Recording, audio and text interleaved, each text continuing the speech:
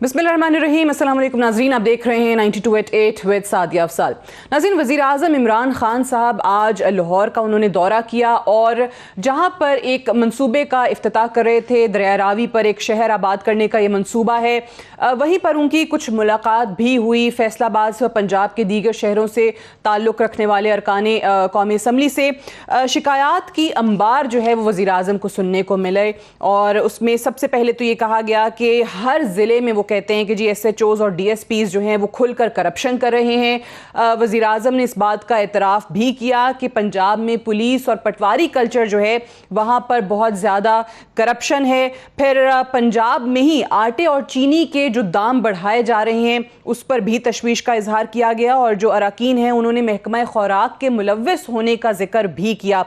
फिर यह भी कहा गया कि ब्यूरोक्रेसी जो है वो हमारा साथ नहीं देती। तो पंजाब की हद तक तो जितने मसाइल हैं उनका जिक्र आज वज़ीर आज़म साहब के सामने हुआ, लेकिन पंजाब के ही CM उस्मान बुज़दार साहब जो हैं आया किसी मुश्किल में पड़ने वाले हैं या नहीं, वो किस तरीके से कि नैब ने उनको नोटिस भिजवाया है और ये मामला है शराब के गैर कानूनी लाइसेंसेस जारी करने का और इसमें 5 करोड़ रिश्वत का मामला भी शामिल है।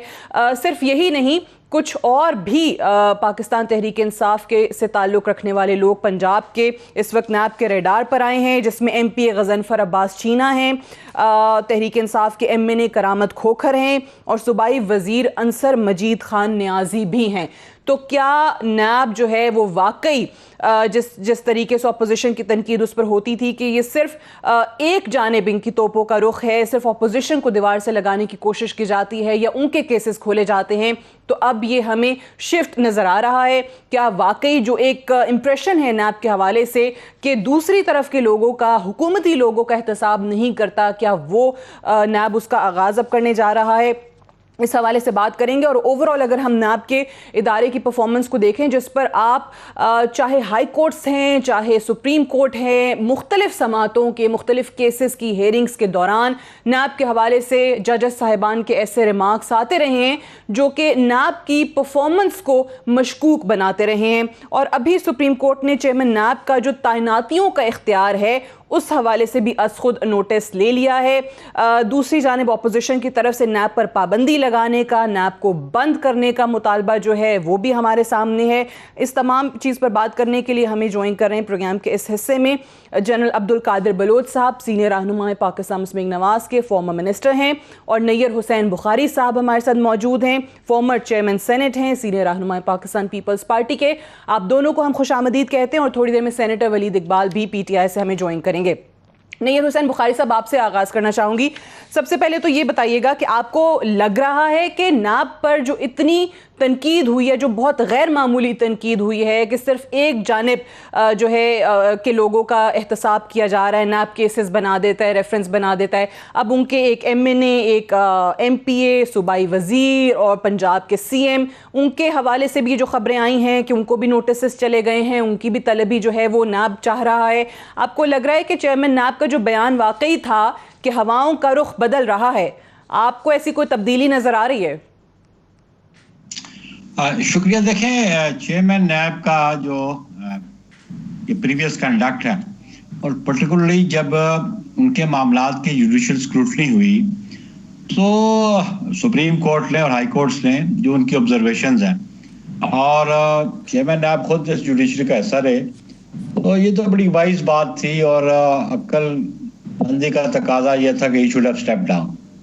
मतलब इतना ज़्यादा क्रिटिसिज्म, देखें प्रोसिक्यूशन का काम है एलिगेशन लगाना और फिर एलिगेशन के बाद उसको प्रोसिक्यूट करना और एविडेंस लेके आना, लेकिन जब वो उनके पास वो मटेरियल नहीं, जब वो अदालतों में जिसकी जुडिशल स्क्रूटनी होती है, तो फिर जिस किस्म की ऑब्जर्वेशन सुप्रीम कोर्ट से आती थी मुख्तलिफ केसेस में और रिसेंटली केसेस में बेल के मैटर्स में आई, तो मैं समझता हूँ कि नैब का इदारा बिल्कुल जानबदारी करता रहा, लेकिन अभी ये CM को बुला लेना और बाकियों को बुला लेना, अगर उन्होंने करप्शन किया जरूर बुलाएं, लेकिन एक बात फिर मैं कहूँगा कि नैब का इदारा जो है चीफ मिनिस्टर को बुला रहा है और चीफ मिनिस्टर ने कोई लाइसेंस दिया, रूल्स फॉलो किए नहीं किए, that is to be examined. उसके लिए पार्लियामेंट्री कमेटीज बैठी हुई हैं, लेकिन आप ये देखें कि एक ये ऑर्डिनेंस लेके आए थे कि मिस यूज ऑफ अथॉरिटी को वो it will not be an offence, और फिर वो ऑर्डिनेंस लैप्स कर गया। और अब ये सारा मलबा आप पॉलिटिकल लीडरशिप्स पे डाल रहे हैं, आप पॉलिटिकल वेदर वो आयल्स के साइड पे हैं या दूसरी साइड पे हैं, तो सारा मलबा आप पॉलिटिशियंस पे फेंक रहे हैं। लैब का अपना अदारा क्या कर रहा है, उसके अपने अफसरान की क्या सूरत हाल है, और वो अदारा जिसने 99 में इस ऑर्डिनेंस के तहत रूल्स फ्रेम नहीं किए, वो रूल्स फ्रेम करते। और ये अभी मामला जब हाई कोर्ट सुप्रीम कोर्ट में आया तो अब ये rules frame without framing rules, और पिछले 22 साल से ये अदारा फंक्शन कर रहा है। तो लेट्स सी कि ये जो जुडिशरी से तलक रहा जिस अच्छा, ये बुखारी साहब, ये जो आपने बात की, जो सुप्रीम कोर्ट में केस है चेयरमैन नैब की जो तैनातियों के इख्तियार का मामला है, उसमें भी कुछ सवाल लिखे किए गए क्या इनके आर्टिकल्स 240 या 242 को क्या बालाए ताक रख दिया जाता है, ये क्या है ये मामला मैं आपसे अगले सवाल में जानती हूँ। लेकिन जनरल साहब से पहले मैं इसका व्यू चाहूंगी। जिस तरह बुखारी साहब ने कहा कि ओवरऑल उनका व्यू ये है कि भाई आप सारे का सारा मलबा पॉलिटिशियंस पर डाल देते हैं, चाहे वो हुकूमती साइड के हों चाहे वो अपोजिशन साइड के हों। बट जनरल साहब, अभी जिस तरीके से पीटीआई के लोगों को इंक्लूडिंग सीएम बुज़दार साहब ये तलब किया जाना या नोटिसेस जाना, आपको क्या लग रहा है, could it be A balancing act only, कोई आई वॉश है या वाकई हवाओं का रुख तब्दील हो गया है? बिस्मिल्लाहिर्रहमानिर्रहीम। सादिया, सबसे पहले तो ये देखना चाहिए कि अपोजिशन के साथ क्या होता रहा है। हमजा शाहबाज को साल से ऊपर हो गया उनका अरेस्ट हुआ है और अभी तक उनके खिलाफ रेफरेंस नहीं आया।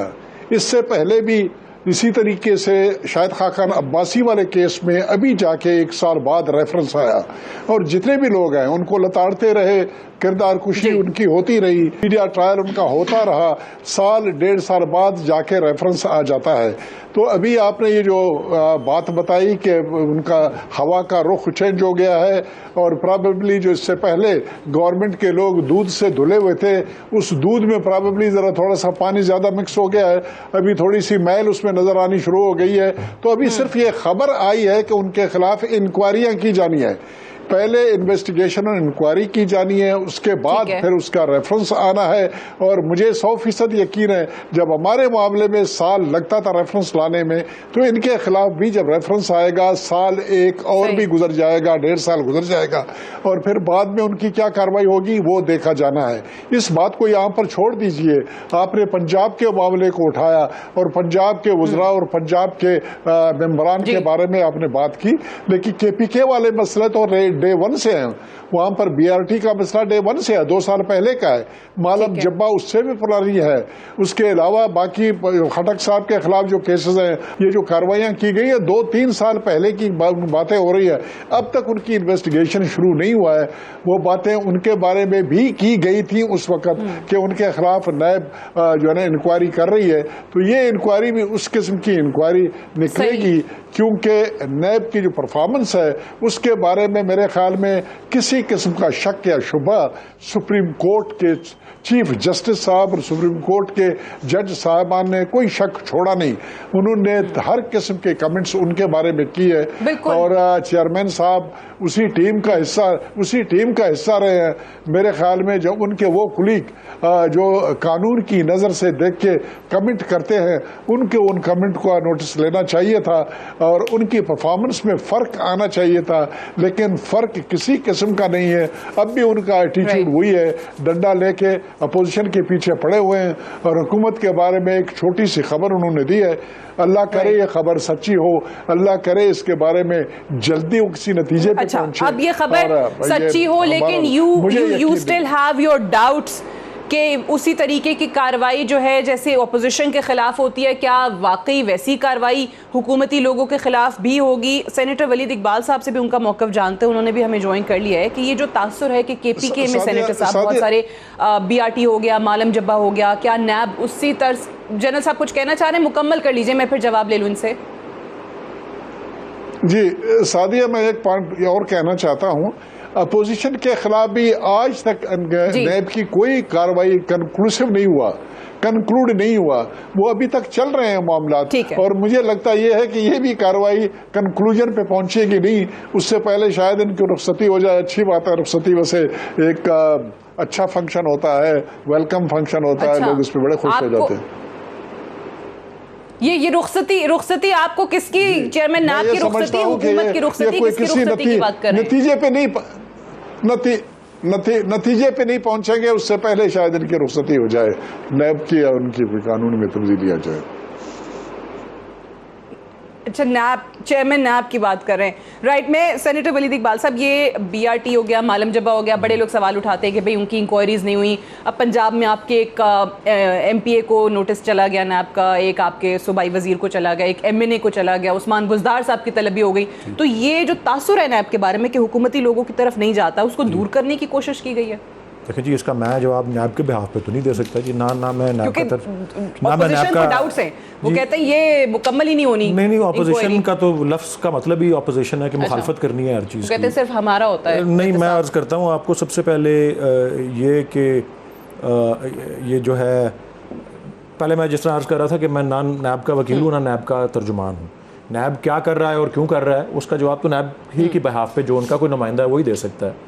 मैं तो उस ऑब्जर्वर के तौर पे ही बता सकता हूँ कि जिस तरह अपोजिशन, या मैंने कहा ना कि जी हिज़्ब इख्तिलाफ या मुखालफत करने वाला जो सिस्टम है उसमें तो इनको जब इनके कोई नोटिस जाते हैं तो वो कहते हैं विक्टिमाइजेशन है, इंतकाम है, हमारे किसी नुमाइंदे को, किसी वज़ीर को, किसी, और ये अभी के जो 4-5 जो आप जिक्र कर रही हैं, ये अभी की बात नहीं है कि ये इससे शुरुआत नहीं हुई। और हमारे वज़रा जो पंजाब के हैं वो जेल में वक्त गुजार के आए हुए हैं। अलीम खान साहब वहाँ रहे हैं जेल में, सुल्तान खान साहब जेल में रहे हैं, वो नहीं नजर आता। और नैब जो है उसके बारे में देखें, सुप्रीम कोर्ट ने अपनी ऑब्जर्वेशन जरूर दी है, मुख्तलिफ समातों में परफॉर्मेंस पे सवाल उठाए। सुप्रीम कोर्ट ने एक्चुअली बहुत बड़ा हिस्सा अपने फैसले का एहतसाब के कवानीन की पूरी तारीख के ऊपर गुजारा है, और उसके अंदर एक मकाम पर कहा है कि ये आर्म ट्विस्टिंग के लिए उन्होंने खुसूसन इसको सिंगल आउट नहीं किया, इस नैब को उन्होंने एब्डो से लेके अयूब खान के ज़माने से लेके 58 और 60 की दहाई में, 70 की दहाई में, ज़िया उल हक के ज़माने के, याहिया खान के, हर एक के एहतसाब की बारे में बात की है। ये सिंगल इसको नहीं आउट किया, और ये नहीं सुप्रीम कोर्ट ने बाय द वे कहा ठीक है ऑब्जर्वेशन सख्त हैं, और अगर मैं नैब के सरबराह हूँ या उनका कोई सीनियर अफसर हूँ, आई वुड बी कंसर्न। सही है। ये नहीं उन्होंने कहा कि नैब को बंद कर दिया जाए, ये नहीं उन्होंने कहा कि नैब के जो चेयरमैन है उनको बरतरफ, स्टेप डाउन आफ्टर दिस, वो उनकी अपनी मर्जी है। देखिए, ये नैब के चेयरमैन के रिमूवल का तरीका उस तरह जिस तरह हाई कोर्ट या सुप्रीम कोर्ट के जज का होता है, जो उससे अग्रीव्ड है वो उस पर कार्रवाई करे, वो सुप्रीम जुडिशियल काउंसिल में मूव करें। अदरवाइज ये ज़रूर है कि और नैब के कानून की भी आईनी जो हैसियत है उसके ऊपर बहुत सी चैलेंजेस हुई हैं, वो अभी तक उसको स्ट्राइक डाउन नहीं किया गया, उसके किसी हिस्से को या कानून को बहैसियत आपने कहा कि आपके लोग अलीम खान का भी बट एक सवाल है, बुखारी साहब ने आपके आने से पहले बात की थी, आप उस वक्त आए नहीं थे, उन्होंने कहा कि ये ज्यादातर जो मलबा है वो पॉलिटिशियंस पर ही डाला जा रहा है, तो इससे एग्री करते हैं चाहे वो अपोजिशन के पॉलिटिशियंस हैं या हुकूमती आपके जमात के हैं लोग? देखें जी, बेसिकली करप्ट प्रैक्टिसेस का जो तसव्वुर है, और ये भी एक काफ़ी लंबी बहस हो सकती है, लेकिन मैं आपको मुख्तसरन अर्ज़ कर देता हूँ कि एक सरकारी ओहदे का नाजायज़ इस्तेमाल ज़ाती मुफाद के लिए, वो मॉनिटरी भी हो सकता है और अक्सर मॉनिटरी होता है, बट ब्यूरोक्रेसी को आप उसमें से फिर निकाल देते हैं, उनके लिए तब्दीलियां ले आते हैं, तरमीम हो जाती हैं कि उन पे क्योंकि वो आपको थोड़ा खदशा होता है कि काम करना छोड़ देंगे। ऑर्डिनेंस के ज़रिए जो दिसंबर 2019 में जो तब्दीलियां लाई गई थी, उसमें एक चीज़ को डिस्टिंग्विश किया गया था, और मैं खुद समझता हूँ एज ए लॉयर कि नैब के ये जो मौजूदा कानून है उसमें नुक्स ज़रूर मौजूद हैं। ये जो डिटेंशन और अरेस्ट का सारा तसव्वुर है, और उसका दौरानिया और बेल ना होना, और गैर मुय्यना मुद्दत तक, बहुत बहुत तवील मुद्दत तक अरेस्ट रहना, ये हर एक तस्लीम करता है कि ये ऐसा एक इख्तियार है जिसको मुनसिफाना तरीके से इस्तेमाल या और बेहतर तरीके से इस्तेमाल किया जा सकता है। लेकिन ये जो हमने जो अमेंडमेंट प्रपोज की थी और जो ये ऑर्डिनेंस में किया था, उसमें डिस्टिंग्विश करने की कोशिश की थी कि जी अगर सरकार को किसी एरर की वजह से नुकसान होता है ना दानिस्ता तौर पे किसी से गलत फैसला हो जाता है, उसका नुकसान एक अलग चीज है, और अगर किसी बददियानती बेईमानी की वजह से नुकसान है वो अलग चीज है, उसको डिस्टिंग्विश किया था। और मैं आपके सवाल के जवाब में सिर्फ ये अर्ज करना चाहता हूँ कि वैसे इत्तेफाक ऐसा है कि मुख्तलिफ जो इदारे हैं उनके हर एक के अपने अपने तसाब के तरीके हैं। मिलिट्री का अपना है, जुडिशरी का अपना है, और नैब में फिर ये पीछे रह कौन जाता है, सिविल सर्वेंट्स, और एग्जीक्यूटिव का वो रह जाता है, उसमें ब्यूरोक्रेट्स और सियासतदान ही रह जाते हैं। अलबत्ता ये बात जरूर हो रही है, आई कंक्लूड, कि सेनेट में भी ये रजा रबानी साहब ने बड़े पुरजोर तरीके से कहा था कि ऐसा नैब कानून आना चाहिए जिसमें सारे स्टेट के। ठीक है, लेकिन आप पीपल्स पार्टी का नैब पर पाबंदी लगाने का, नैब को बंद करने का भी मुतालबा बुखारी साहब से जवाब लेंगे right after this short break. Stay tuned.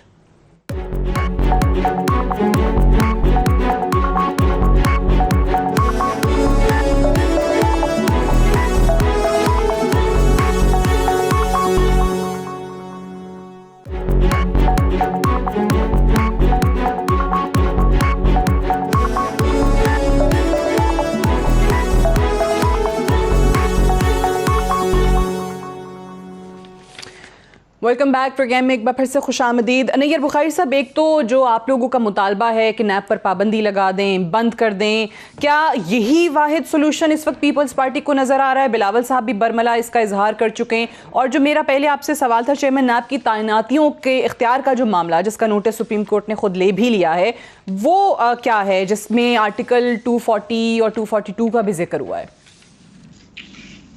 शुक्रिया। गुजारिश है कि मैं थोड़ा सा लास्ट सेगमेंट में आपने बात की, उस पर मैं थोड़ा सा अर्ज करना चाहता हूँ कि इन्होंने चीफ मिनिस्टर पंजाब को बुलाया है। देखिए, एलिगेशन उन पे ये है कि उनके किसी रिश्तेदार ने 50 मिलियन रुपीस किसी से लिया। आया, उस रिश्तेदार को उन्होंने अरेस्ट किया, उसको कस्टडी में लिया, उसके लिए कोई रेड्स किए हैं।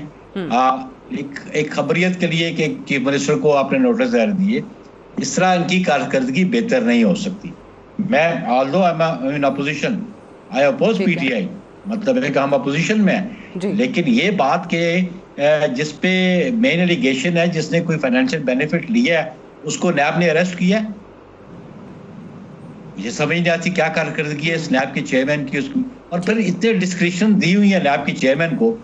मैं समझता हूँ कि जो कुछ ऑब्जर्वेशन आती नहीं है, इनको तो बहुत पहले नीचे आ जाना चाहिए। सेकेंडली, अब इनका जुडिशरी से वास्ता रहा, बैकग्राउंड भी ये है कि जिस अदारे में रूल्स नहीं बन रहे, और अभी सुप्रीम कोर्ट ने कहा कि 99 ऑनवर्ड इसके रूल्स ही फ्रेम नहीं हुए, वो आर्टिकल 240 और 242 जो है वो प्राइमरीली डील करते हैं कि फेडरेशन और प्रोविंसेस के लिए जो जॉब्स दी जाएंगी वो by an act of parliament होंगी।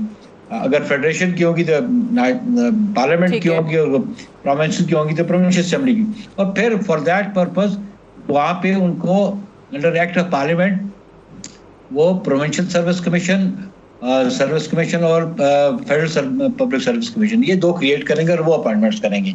उसको तो कई मसले खाता नहीं। तो इस केस में आपको लग रहा है कि रूल्स के खिलाफ उन्होंने इख्तियार इस्तेमाल किया है?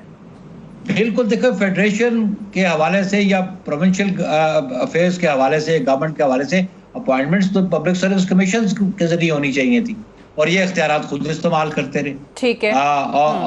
और मालिक कुल और अखले कुल बने रहे। दूसरी बात ये है, मैं समझता हूँ कि नैब को हम क्यों कहते हैं, ये नैब का लॉ आर्म ट्विस्टिंग के लिए 2002 में सबसे पहले शुरू किया गया। हमारे 22 मेंबर तोड़ के तो जफरुल्लाह जमाली को प्राइम मिनिस्टर बनाया गया, और उनको भी वही फाइलें दिखा के बाद में भी यही सिलसिला चलता रहा। और फिर ये कन्फेस किया, एडमिशन है चेयरमैन नैब का, कि मैं अगर ट्रेजरी बेंचेस की तरफ जाऊंगा तो फिर वो गवर्नमेंट खतरे में पड़ जाएगी। लेकिन ऐसी सूरत हाल हो कि जहाँ पे आर्म ट्विस्टिंग के लिए या पॉलिटिकल माइलेज के लिए या पॉलिटिकल बेनिफिट्स के लिए आप नैब को इस्तेमाल करें, इसलिए इसको बंद होना चाहिए। अभी सेनेटर साहब ने कहा जी बाकी इदारों के लिए लॉज हैं, बाकी इदारों के लॉज हैं, भाई बाकी इदारों के लॉज हैं तो एंटी करप्शन लॉज तो बड़े प्रिवेंशन ऑफ करप्शन एक्ट 1947 का चला रहा है। अब हम समझते हैं कि equality before law, every citizen of Pakistan is must be treated equality before law. अब बात यह कि ये क्यों सिर्फ पॉलिटिशियंस के लिए नैब हो, फौज के लिए ना हो, जुडिशरी के लिए ना हो, बाकी इदारों के लिए ना हो, जब सारे शहरी हैं इस पाकिस्तान के, तो कानून है, एक यूनिफॉर्म लॉ होना चाहिए which should be applicable to everybody. अच्छा, सही है। वो ये कह रहे थे कि भाई उन इदारों का अपना क्योंकि सिस्टम है एहतसाब का। मैं अपने वाली बात जनरल साहब रजा रबानी साहब ने भी सेनेट में ये बात की है कि सारे इदारों का एक मुश्तरका कानून बनाए। ठीक है, सारे इदारे, उसमें आप जुडिशरी को भी रखें, उसमें आप आर्मी को भी रखें और पॉलिटिशियंस भी। अच्छा जनरल साहब, अब ये जो मुतालबा है कि नैब के इदारे को बंद कर दूं। जी बुखारी साहब मुकम्मल कर लीजिए। I would like to add one thing. I was MNA in 2002 and we were having this National Defense University, वो जो एक चल रही थी, सेमिनार्स चल रहे थे, एंड मैं उसका भी हिस्सा था। तो जफर जमाली वाज देयर, और फिर there was a question answer शुरू हुआ। मैंने कहा जी what is the impediment that you don't want to include the arm forces and the judiciary under the NAB laws. उसने मुझे कहा कि Bukhari sahab you hit the nail on head. Admit वो भी करते थे। अब हम समझते हैं कि बाकी मामलात में अगर कहते हैं जी एक यूनिफॉर्म लॉ होना चाहिए, इक्वलिटी बिफोर लॉ होनी चाहिए, इसमें क्यों आप डिस्क्रिमिनेशन करें? Everybody should be answerable before one authority और वन लॉ। अच्छा, सही है, under one act. Right, got your point sir. अब जनरल साहब आप इस पे आपका मौकफ कि एक तरफ तो कहा जा रहा है कि नैब के इदारे को सिरे से ही बंद कर दें क्योंकि इसका कोई फ़ायदा ही नहीं है, सब लोग ये डिमांड कर रहे हैं, पीपल्स पार्टी की डिमांड जो मैंने अभी बताई भी कि जी पाबंदी लगा दें, या दूसरी तरफ के एक ऐसा इदारा बना दें कि जिसमें जुडिशरी भी आ जाए, आर्म्ड फोर्सेस भी आए, पॉलिटिशियंस भी हों, ब्यूरोक्रेसी भी हो, यूनिफॉर्म लॉज हों सबके लिए, एहतसाब के लिए। मैं एक एक करके थोड़ी सी जरा तफसील में जाने की कोशिश करूंगा। देखिए, नैब एक मकसद के लिए है और मकसद ये था कि करप्शन को कंट्रोल करने के लिए अदारा बनाया गया था, ऐसे बताया गया। इनिशियली मकसद ये नहीं था, बल्कि इनिशियली आर्म ट्विस्टिंग के लिए बनाया गया था, और इसमें पैट्रियट ग्रुप पीपल्स पार्टी से बनाई गई थी और हुकूमत फॉर्म की गई थी। उस ज़माने में मैं कहीं पर था, किसी हिसाब किताब में था। उस वक़्त जब ये नैब की कार्रवाई थी, बेशुमार लोगों के खिलाफ केसेस बन गए थे नैब के, और फिर उन्हीं लोगों से इलेक्शन कराया गया। वो इलेक्शन में आए और कामयाब हुए। एक डिस्कशन में ये पॉइंट आया था कि ये करप्ट लोग हैं, अगर ये करप्ट लोगों को दोबारा लाया गया और इनसे हुकूमत बनी, अगर ये दोबारा करप्शन करेंगे तो फिर क्या होगा। वहां पर ये बात भी सामने आई कि जी इनके खिलाफ नैब के केसेस हैं, हम इनको सीधा कर देंगे, नैब के जरिए से सीधे हो जाएंगे।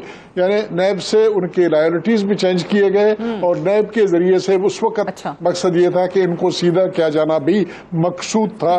ये पुरानी बात है, इसके तफसीलात में मैं जाना नहीं चाहूंगा। अब दूसरी बात जिस पर मैं आता हूं वो ये है कि अगर नैब की आज जो कुछ कार्रवाई उन्होंने की है, 1% 99% लोगों के बारे में तो यह है, उनकी राय यह है कि करप्शन के रेट्स पहले के मुकाबले में 3 गुना ज्यादा हो गए।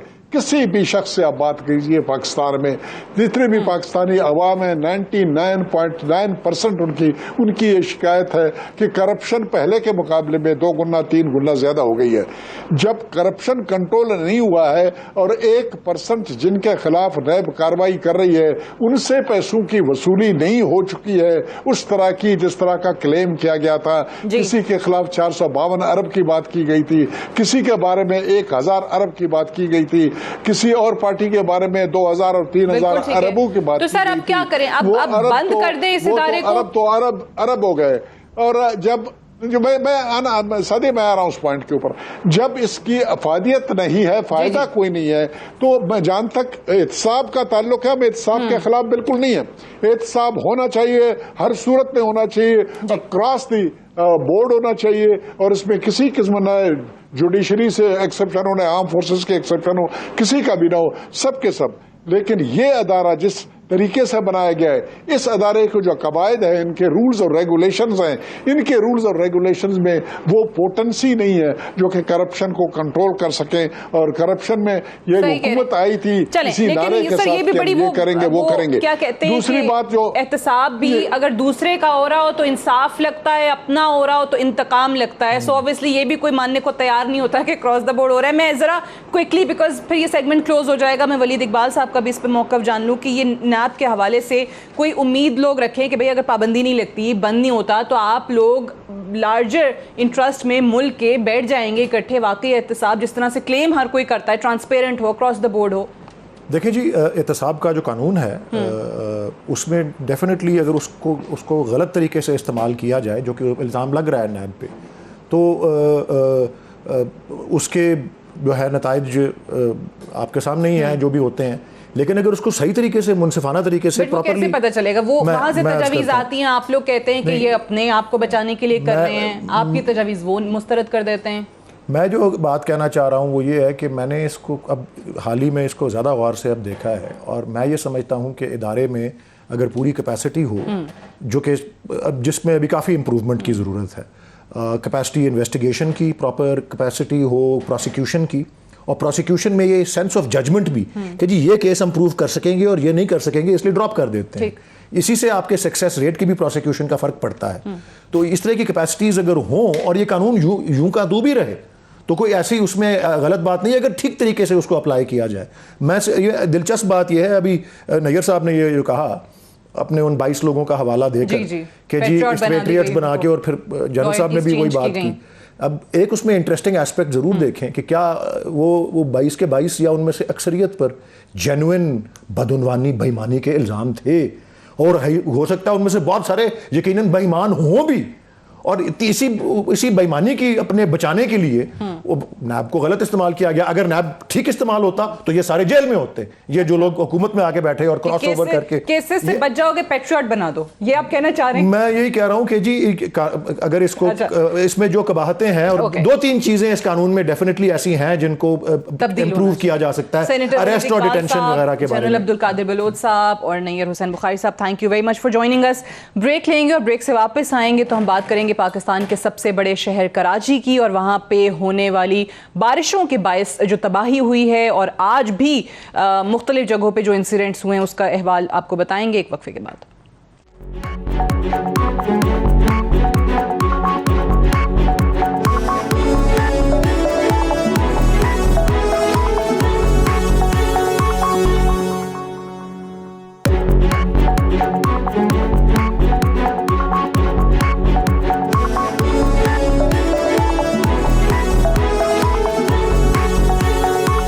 Welcome back. प्रोग्राम में एक बार फिर से खुशामदीद। पाकिस्तान के सबसे बड़े शहर कराची के हवाले से हम बात करेंगे, और ये वो डिस्कशन है जो शायद हर ही बारिश के बाद होती है, क्योंकि कराची के हालात हर बारिश के बाद ऐसे हो जाते हैं। कहीं पर आप देखेंगे कि जो नाले हैं वो ओवरफ्लो हैं, कहीं पर करंट लगने से लोग जाम भाग हो रहे हैं। आज जिस तरीके से हमने कई जगहों पर देखा कि जो बिलबोर्ड्स लगे हैं बड़ी बिल्डिंग्स पर, वो लोगों के ऊपर गिर रहे हैं, लोग ज़ख्मी हो रहे हैं, कहीं पर खंबे गिर रहे हैं। और जो नाले हैं उनका काम जो है वो NDMA के हवाले जब किया गया तो उन्होंने ये क्लेम किया है कि बहुत सारी जगहें जो हैं वो सिर्फ़ और सिर्फ NDMA के आने के बाद वहाँ पर हमें साफ़ होती दिखाई दी हैं। और ये भी मुतालबा सामने आया है कि कराची को अगले 5 साल के लिए फ़ौज के हवाले कर दिया जाए, और ये मुतालबा किया है सिराज कासिम तेली साहब ने, जो कि चेयरमैन बिजनेसमैन ग्रुप हैं और हमारे साथ प्रोग्राम में मौजूद हैं। बहुत शुक्रिया आपका। और मजहर अब्बास साहब भी हमें ज्वाइन करेंगे कराची से, सीनियर सहाफ़ी, सीनियर एनालिस्ट। आप दोनों को प्रोग्राम में खुशामदीद कहते हैं। तेली साहब ये फरमाइएगा कि इलेक्ट्रिक के हवाले से मुझे अच्छी तरह याद है, हमने अपने पिछले प्रोग्राम में आपको इन्वाइट किया था, और आपने कहा था कि जो के इलेक्ट्रिक है, ये जो बिजली चली जाती है और बारिश के बाद जो हालात होते हैं, इसकी जो मोनोपोली है कराची के अंदर उसको ब्रेक करना पड़ेगा। और यहाँ पर NDMA के हवाले से जो चीज़ें सामने आ रही हैं उनकी प्रेजेंस के बाद, तो आपने ये मुतालबा कर दिया कि 5 साल के लिए कराची को फ़ौज के हवाले ही कर दिया जाए। तो आपकी नज़र में क्या यही वाहिद सोल्यूशन है इस वक्त? जी, बिस्मिल्लाहिर्रहमानिर्रहीम Sadia, thank you very much.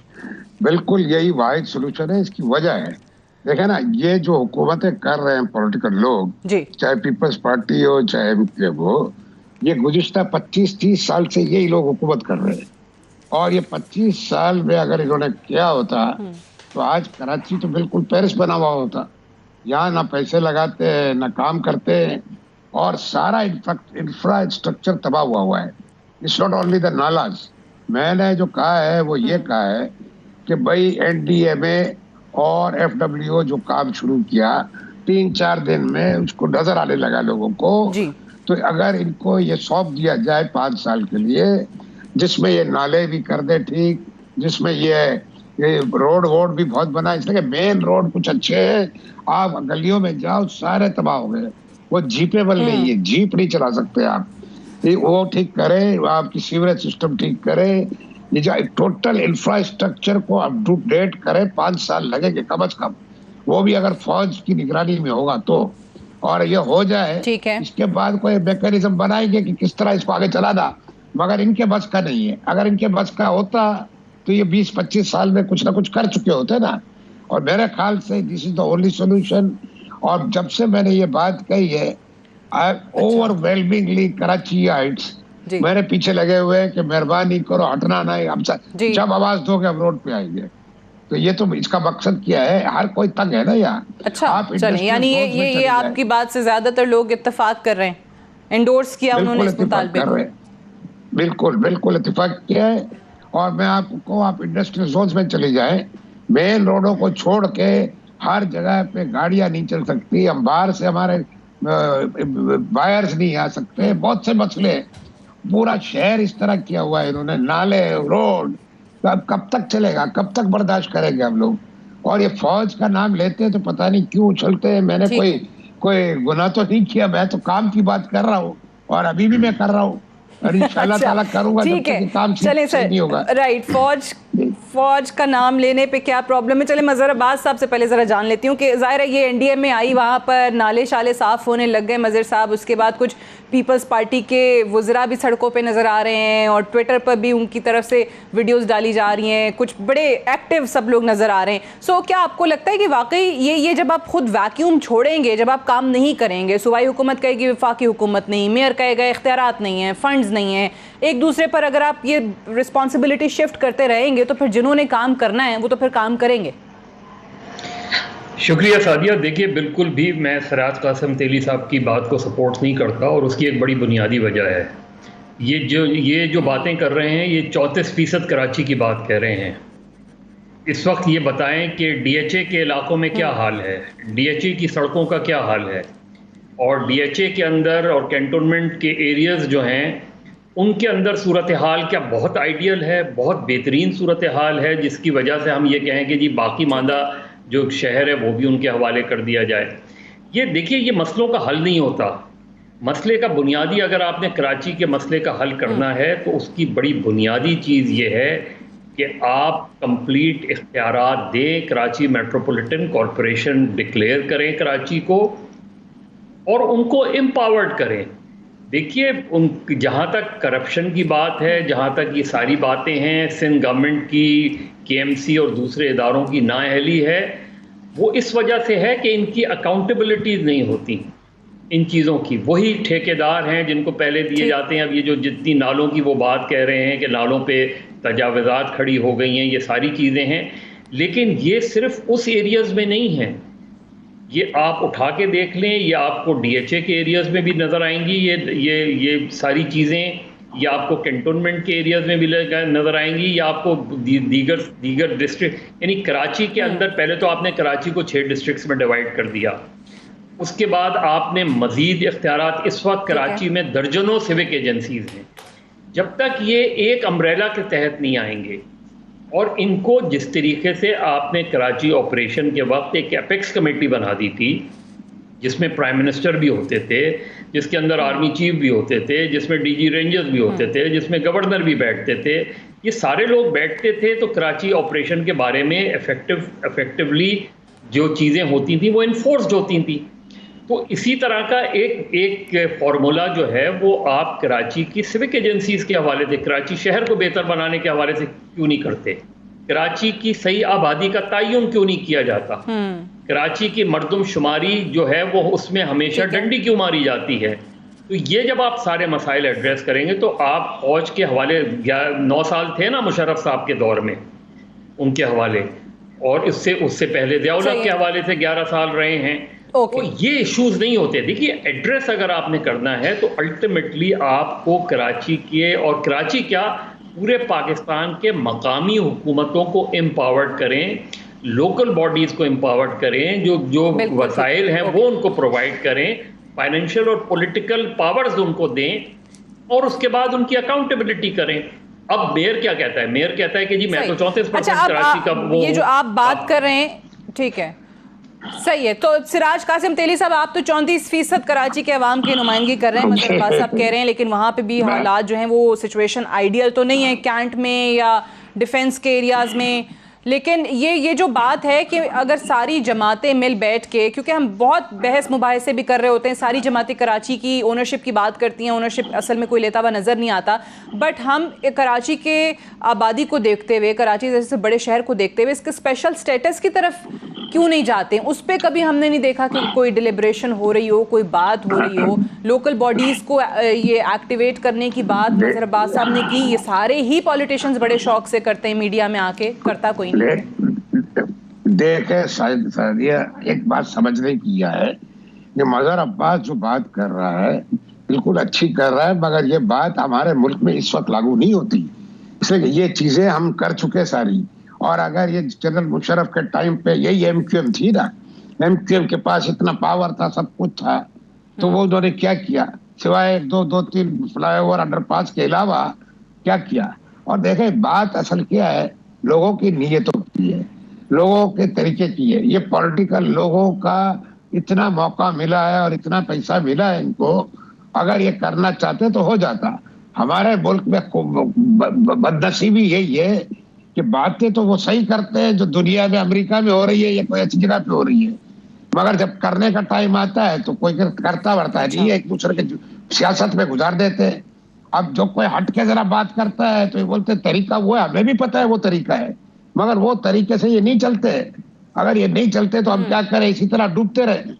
हमको पहले ये इस तरह का काम करना पड़ेगा, एक मर्तबा ठीक करना होगा, और फिर डंडे के जोर पे इनको बोलना पड़ेगा कि अब तुम दुनिया की पॉलिटिक्स की तरह करो, इसलिए कि वरना ये नहीं करेंगे। आप कह रहे हैं कि आइडियल सिचुएशन वही है जो मजहर अब्बास साहब बयान कर रहे हैं, लेकिन अनफॉर्चुनेटली वो एप्लीकेबल नहीं है और बड़े अरसे से हम देख रहे हैं कि उस पर अमल नहीं हो रहा। इसीलिए ये जो एक अनयूजुअल सर्कमस्टांसेस के अंदर आप कह रहे हैं कि यही मुतालबा, यही वाहिद सोल्यूशन है। I have to wind up है। मजहर अब्बास साहब, सिराज कासिम तेली साहब, बहुत शुक्रिया प्रोग्राम में इस सेगमेंट में हमें ज्वाइन करने के लिए।